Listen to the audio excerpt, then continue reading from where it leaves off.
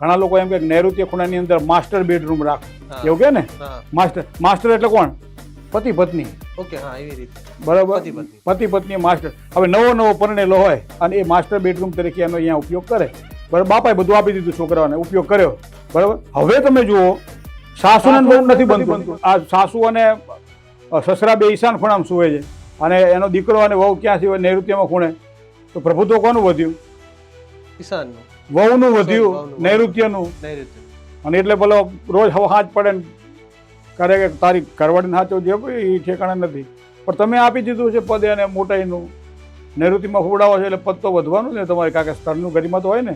બરાબર, આમ સામાન્ય નૈઋત્ય ને બહુ મહત્વનું માનવામાં સુવાની બાબતમાં.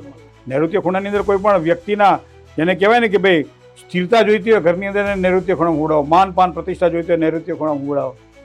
બરાબર, કારણ કે પિતૃઓનો નિવાસ છે અને પિતૃઓ પછી જેનું સ્થાન છે જે જીવિત છે એના માટે નૈઋત્ય ખૂણો છે.